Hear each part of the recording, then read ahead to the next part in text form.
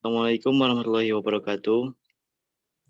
Waalaikumsalam Waalaikumsalam warahmatullahi wabarakatuh.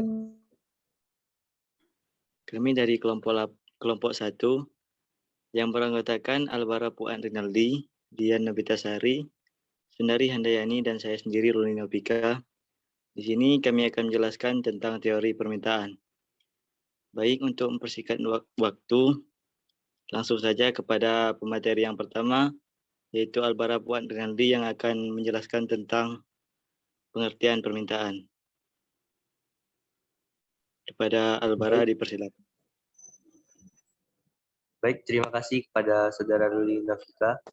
Dan di sini saya Albara sebagai pemateri pertama untuk materi pengertian permintaan. Pengertian permintaan itu sendiri dimaksud adalah suatu proses dalam meminta sesuatu atau sejumlah barang yang dibeli atau diminta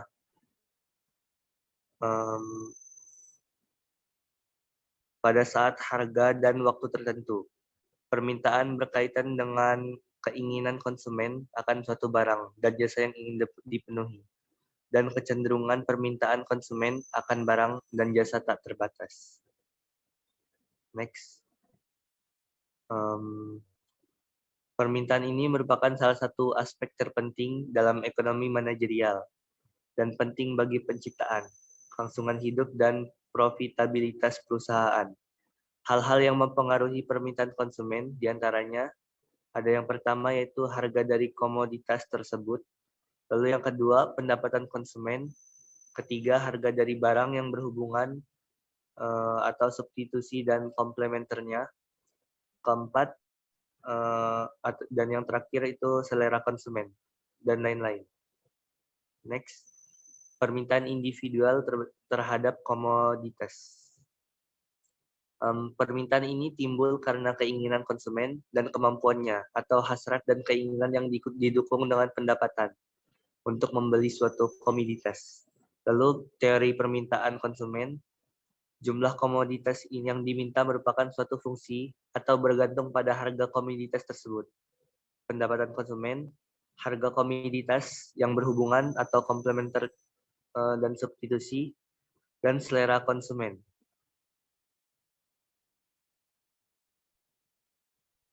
Materi selanjutnya. Baik, di sini saya akan menjelaskan tentang hukum permintaan. Next. Di mana hukum permintaan, yaitu jika semua asumsi diabaikan, ceteris paribus, maka hukum permintaan menyatakan bila harga suatu barang naik, maka permintaan barang tersebut akan turun. Sebaiknya bila harga barang tersebut turun, maka permintaan barang tersebut akan naik. Jadi untuk hukum permintaan ini,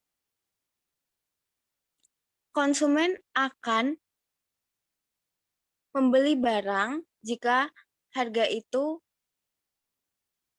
turun dan pembelian harga itu akan naik. Namun jika harga suatu barang naik, maka pembelian akan turun. Untuk sesi selanjutnya akan dijelaskan oleh Saudara Ruli. Baik, di sini saya akan menjelaskan tentang kurva permintaan individual. Baik, di sini ada schedule permintaan individual untuk komoditas X.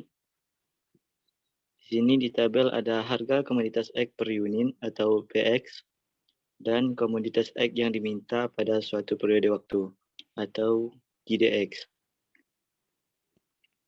Next.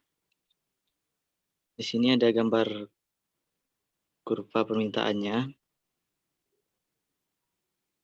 Di sini kurva permintaan individual dengan keterangan yaitu hubungan terbalik antar QX dan PX.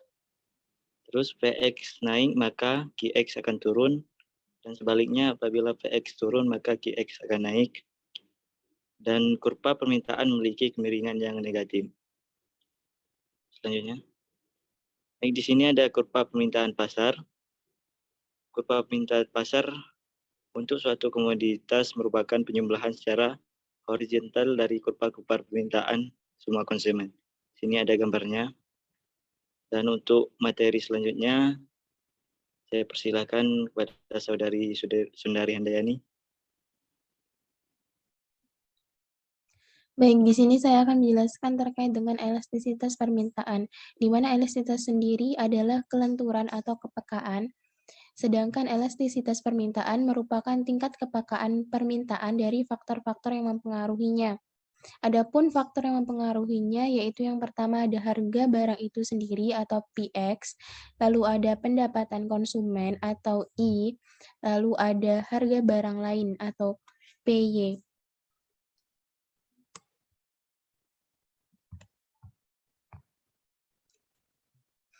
Secara garis besar, elastisitas permintaan dapat ditulis berikut ini. ED sama dengan perubahan relatif jumlah barang yang diminta dibagi perubahan relatif faktor-faktor yang mempengaruhi.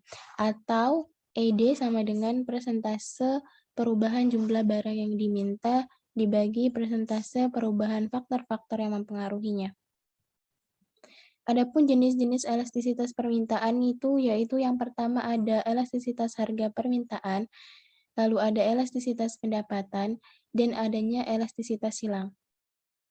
Elastisitas harga permintaan yaitu ED atau sama dengan elastisitas permintaan merupakan perbandingan elastisitas permintaan harga merupakan perbandingan atau rasio antara perubahan relatif jumlah barang yang diminta dengan perubahan relatif harganya. Jadi perbandingan dari perubahan relatif jumlah barangnya dengan perubahan relatif harganya. Jadi ED ini persentase perubahan barang yang diminta dikali perubahan harga barang itu sendiri, atau ED sama dengan DQ dikali PDP dikali Q.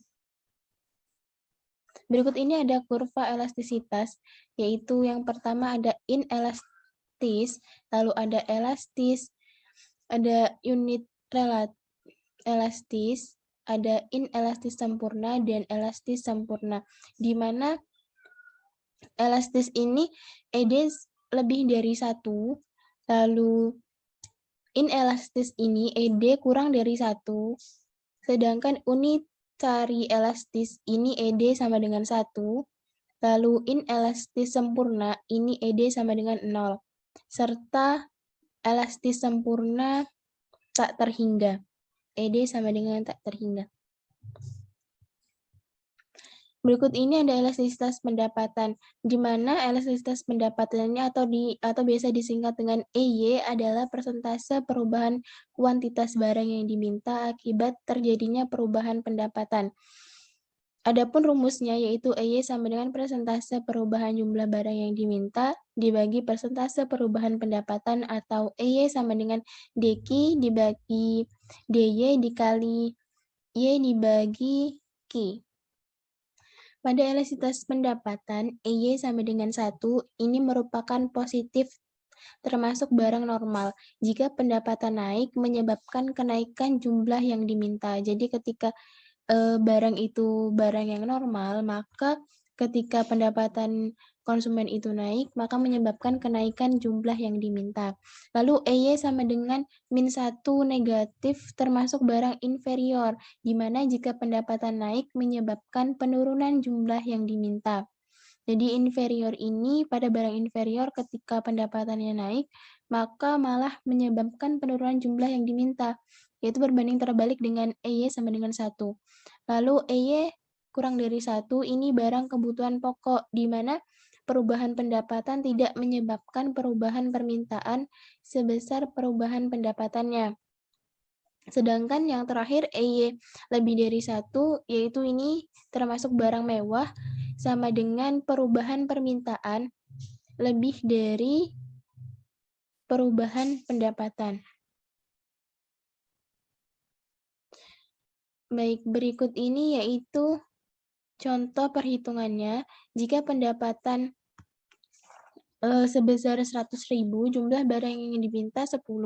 Ketika pendapatannya naik menjadi 200.000, jumlah barang yang diminta naik menjadi 15.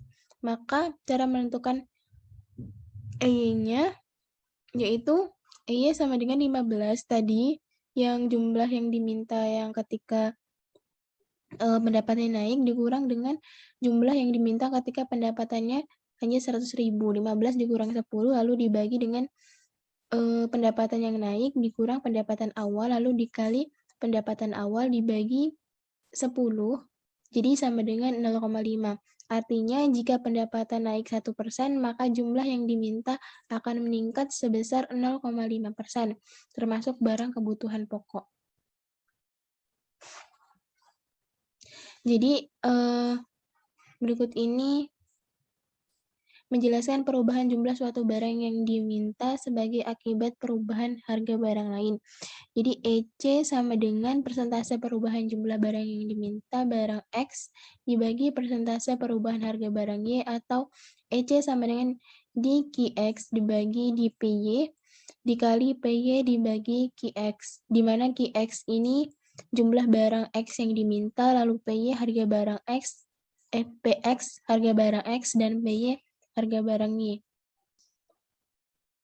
Nilai elastisitas silang dapat digunakan untuk mengetahui hubungan antara suatu barang dengan barang lainnya, di mana barang komplementer ini jika EC kurang dari 0 atau negatif, kenaikan harga barang Y akan menyebabkan penurunan kuantitas barang X yang diminta.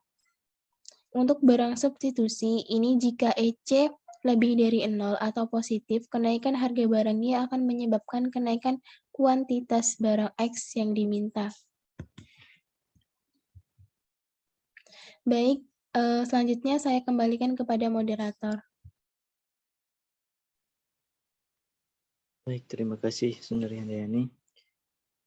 Mungkin itu saja penjelasan dari kami tentang teori permintaan. Saya akhiri. Wassalamualaikum warahmatullahi wabarakatuh. Waalaikumsalam warahmatullahi